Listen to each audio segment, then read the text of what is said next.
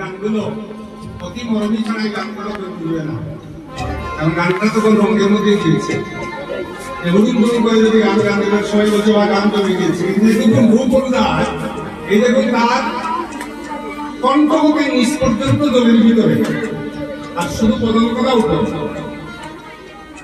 এমন এক পদন জল দিচ্ছে সাধু ভাগ ভয় কর্ম সাংস্কৃতিক অর্থ কি জানেন?